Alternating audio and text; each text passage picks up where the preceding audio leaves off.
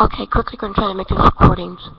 And so we want to say, firstly, when we were trying to find a way to be able to get help to try to write, we came across a problem. It was raining, and so we're back by the Western Union near the internet, and some women came pretending to be young kids, but they're not. They weren't, and I remember one of them was an Aliyah woman, and she was wearing a cross around her neck, a Catholic cross.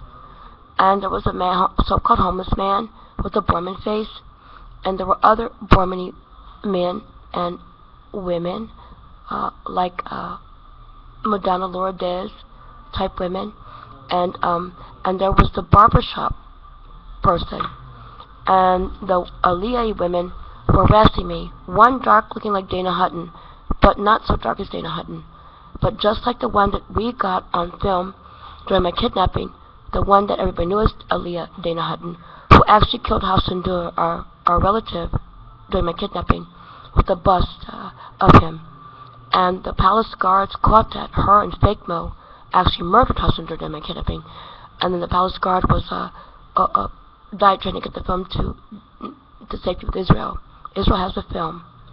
And there's a central guard station in the palace where there's control room and monitors, and it would monitor the king's study. And they saw them do that to the king of Morocco, King Hassan Dur, our blood uncle, and my adopted father, as well as the blood uncle of my beloved husband, came up to SHABBAT. And our king actually went back to King Solomon, and that's why the star is on the flag. And he had no birth son. He had one daughter, and one birth daughter and one wife. And she actually married Prince Philip of Belgium. But they also were killed during my kidnapping by everybody trying to hurt us all. Kidnappers taking me different places and trying to take things of our family, our blood family, and our blood people. Okay, just to make a long story short, the women back by the internet, by the Western Union, which we do own Western Union, parts of, and there's a camera back there. They actually got caught on camera, and IDS, the intercom system, it was installed by Albert NASIKA man. Actually, it actually means Israel Data Systems, and so, but intercoms are attached to our things. And so you could hear the man after they all left. First it was a short Aliyah person pretending like they're kind of like supposed to be kids, but they're not, but they never go to school. And then the Ali women came, but they're not kids because the way they were built. And there were some men with the Mormon guys that were harassing me with them. And then the homeless man who was supposed to be homeless, and they but a Mormon face, and they were pretending to give him money. And I could hear them talking, and they start bothering me, and this is all on camera. They know it was on camera. They're trying to be funny, and then when they left, all of them left. There was one that still remained, came over and started calling me names. You blanky blank blank, you blanky blank this, and I just knew he was going to kick me in my face because it was on the ground, sitting on my bag. I stood up and said, everybody knew that he was going to try to do something to me because the barbershop man left the shop. And when I left, and when I told the man, I said, you're on camera, and there's also a sound system. So I just want to try to be seen, but that actually has to do with, that's actually fake most women. And everybody else tried to hurt us all. There's so many. It's like in Bulgaria, they should make me remember the one where they made a tall black Aliyah and a short, lighter skinned one, but people want the tall, dark one or short, lighter one. So the one by the Western Union today looks like the one that tried to that killed Hassan Dur during my kidnapping. And so we just want to say that to you too. They actually tried to murder me back there, and everybody knew that. So now also yesterday there was also a homeless type person who came, and obviously he had been paid. He started drinking beer, and he came to where I was sitting by a camera. Also one of the banks. And then he finally left. He bothered me all day because I tried to rest for Shabbat. Then there was some creepy police that came, and it's obviously Mormon police all together, and they were harassing me too, saying, "I will show you nothing." the actual police were saying that, the Borneo police, and then they all came to the casino. Actually, there's a casino by there, by the grocery store, and then there's the bank, and there's a shop with a woman. She was smart. She sells Chanel, but I don't think she's proper. They have a problem with that here.